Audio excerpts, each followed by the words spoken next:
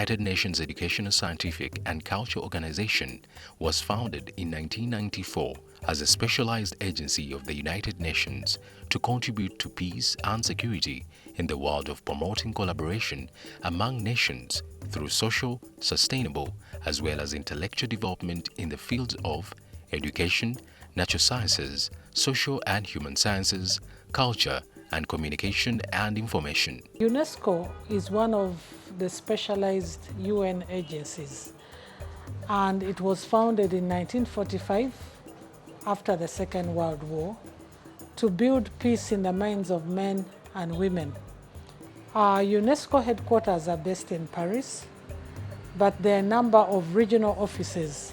The closest to us is the Nairobi Regional Office, and we in Kampala here also have a project office that is basically in charge of a number of education programs that are running in the country. In order to ensure permanent presence of UNESCO in member states and also to contribute to UNESCO's efforts to promote international cooperation in the field of intellectual activities, UNESCO embedded in Article 7 of its constitution the establishment of national commissions. By virtue of Uganda's membership to the United Nations, Uganda became eligible to the membership of UNESCO and indeed became a member of UNESCO on the 9th November 1962. In September 1963, Uganda, pursuant to Article 7 of the UNESCO Constitution, established a national commission as a quasi-autonomous institution in the Ministry of Education. Uganda National Commission for UNESCO was therefore established in 1963 when in 1962 Uganda became a member of UNESCO. And therefore, following the recommendations of Article 7, our government of Uganda established the NATCOM, and it was housed under the Ministry of Education and Sports. When I joined the commission, there were certain ideas I had in mind, certain things I was looking for. And among those was to set up a commission in the real sense of the word, restructure it and get it moving and have a vibrant commission. I can say with a sense of pride that yes, I was in the 12 years I was there, I was able to achieve that. We moved from a smaller unit in the then Ministry of Education.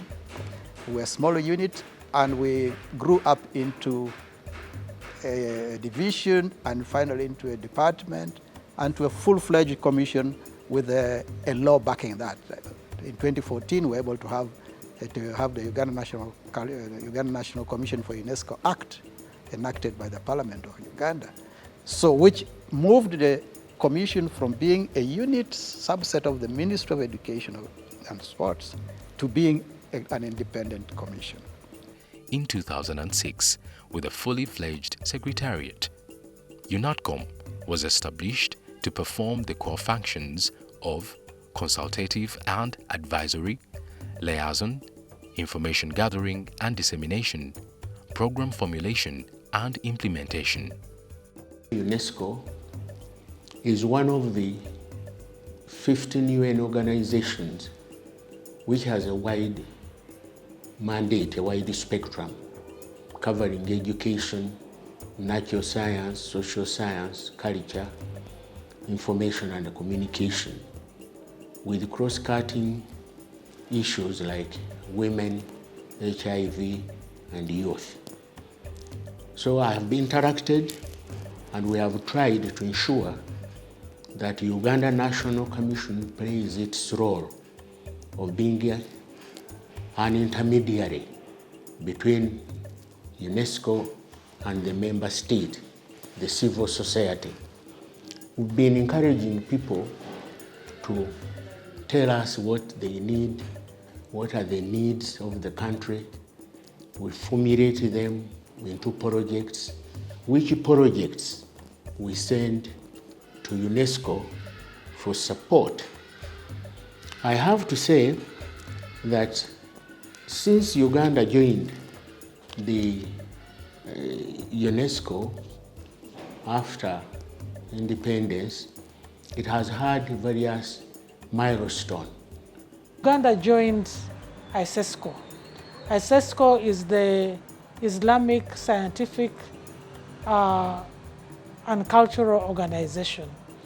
So in so saying, we are secretariats of two international organizations, UNESCO and ISESCO, and both have similar objectives, except that ISESCO is skewed towards promoting Islam. But the programs that we have been running with ISESCO benefit all Ugandans, irrespective of their religious affiliations. ISESCO was established actually in 1979, which is much later. But Uganda as a country became a member in 2012, and I've been representing ISESCO since 2013.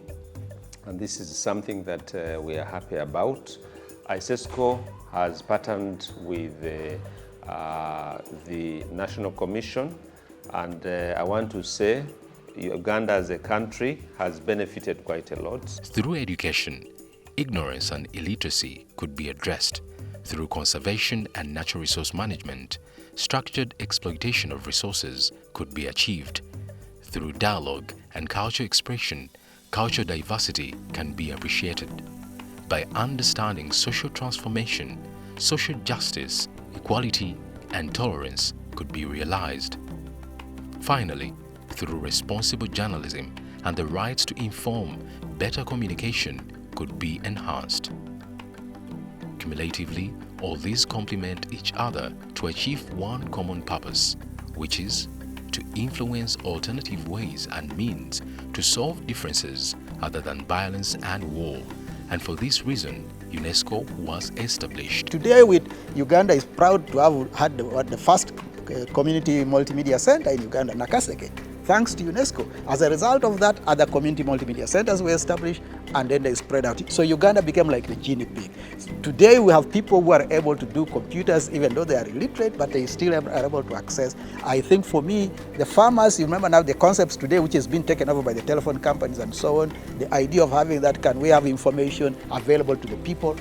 Yes, it was only those who could afford telephones, it was only those who could afford internet who could do it. But through the CMC systems, the ordinary Ugandan was able to access. So I think UNESCO, one needs to look at it critically. So yes, individuals have benefited, but also generally this country has benefited by the provision of equipment, provision of training, provision of materials. And above all, what is lost to many people, and I sometimes because people don't understand the operations of UNESCO, is the so-called intellectual input. UNESCO does conventions. For example, UP is a very, very popular thing in this country. And what we have achieved through UP is great. But not many people know that the thinking, the brain work behind it, the so-called intellectual contribution of it, it was UNESCO that did the thinking and then sends these ideas to member states, and Uganda welcomed that idea. So when we are celebrating success in UPE, when we are celebrating freedom of the press, when we are celebrating the contribution of science and technology, we should have in mind that UNESCO has its imprint in all these activities. Other key thematic areas of UNESCO include youth, HIV and AIDS, and gender.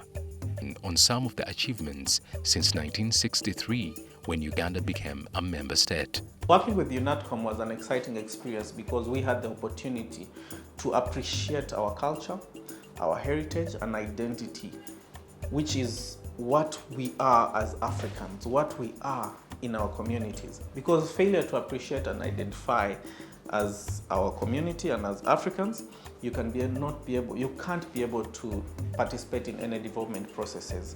And that was the steering of what we do even now. It's evident that the recommendations in the report of the Teacher Training Initiative for Sub-Saharan Africa diagnostic study that UNESCO supported technically and financially in Uganda on teacher issues in 2013 has influenced recent positive actions in the education sector, such as the implementation of the National Teacher Policy. The National Curriculum Development was started by UNESCO IBE in 1973 to develop curricula. So UNESCO is the the father or the grandfather of this great institution, because it is because of UNESCO that National Curriculum Development Center exists today. And in a number of other African countries, it was not only this. And when they started these curriculum centers, they set out to build capacity. A lot of capacity in curriculum development matters, in content development, in instructional materials, in teacher training, and many others. Because when you talk about curriculum, you cannot detach it from the teachers. Because the teachers use the curriculum and the content and the materials that have been developed by the center to teach children or to use them for teaching and learning processes. So UNESCO becomes a key pillar in seeing that institutions that are very important and that are at the heart of education in many African countries, Uganda inclusive, are supported and they develop further. UNESCO's intervention in the promotion of STEM education and addressing ecological concerns through programs like MAN and the Biosphere MAB program, the integration of human rights and peace education in Uganda's education system for the promotion of peaceful coexistence stands out as a key area of intervention in the sciences by UNESCO. In the 60s, it had to do with the capacity building in the primary education, and we had the Namutamba project of integrated rural development. It was a world over known project emanating from this country. In 1966, when I joined the University of East Africa at Makerere, I found equipment in the laboratory labeled UNESCO UNDP. So already capacity building had started, but more so, we had to address basic and secondary education. And the issue of universalization of education was started with UNESCO. And Uganda came up through UNATCAM to embrace universalization of education. For me, I regarded that. But idea of UNESCO was to offer quality basic education to all warm-blooded people. UNESCO's activity in the revitalization and reconstruction of royal tombs of Uganda Kingdom at Kasubi, a World Heritage Site, which was partially destroyed by fire in March 2010. Tombs got burned in 2010. Kasubi tombs got burned, and as a commissioner, I had a very huge task to accomplish the coordination of Uganda Kingdom, Uganda government, and UNESCO, the three partners in this World Heritage Site. And so I got a lot of support, a lot of training, a lot of financial support, and a lot of technical support from UNESCO and its partners worldwide. And as I speak today, the site has been successfully reconstructed. Through the UNESCO standards of conservation, the UNESCO standards of promotion of culture and heritage, UNESCO has played a great role to enable us to keep our heritage alive through tourism. The Kasubi Tombs is a place of significant cultural and tourism importance to the people of Uganda.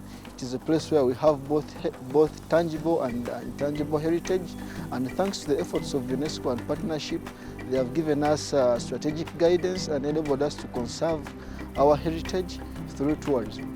UNATCOM's activities in the promotion of freedom of expression and access of information, as evidenced by several community multimedia centers established in Buama, Nakaseke, Ngora, and in various parts of the country. There is also the community multimedia centers. These are centers that are equipped with the library, computers, and radios. And I would like to say that we have quite a number of them. We have Nabweru, we have Buama, we have Nakaseke, we have Kachwekano, we have Ngora.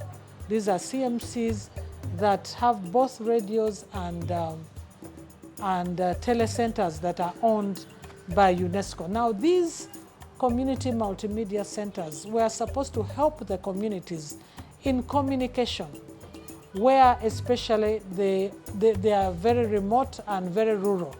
So they have been able to train online. They have been able to inform the community on pertinent global issues like outbreaks of diseases, HIV, Ebola, most recently COVID, alerting farmers about when the next rain would come and when it is the planting season, and many others that help in socioeconomic development. Since wars begin in the minds of men and women, it is in the minds of men and women that the defenses of peace must be constructed. I'd like to conclude by appreciating all the stakeholders that have journeyed with us in the 60 years. We cannot forget the line ministries, the 13 of you that we work with. We cannot forget the UN family that we have worked with. We cannot forget our project office that is there always to support us. We cannot forget our mother ministry, because in the 60 years, they could easily have thrown us out, but they have lived with us, they have supported us. We are part and parcel of the Ministry of Education. We would like to thank the honorable ministers in the 13 line ministries, and most especially would like to give gratitude to the chair of the National Commission for UNESCO, that is constituted, by the way, and that is none other than Mama, the First Lady of the Republic of Uganda and the Minister of Education and Sports. She has been very supportive, and she knows we are her children and we are still growing even at 60. Would also like to appreciate the past ministers. There are very many, including now we boast of a Vice President of the Republic of Uganda, Honorable Lupo, the living ones, Honorable Bitamazire, we cannot forget her input in UNESCO conferences. Honorable Amanya Mushega, we cannot forget your input, and even the deceased ones.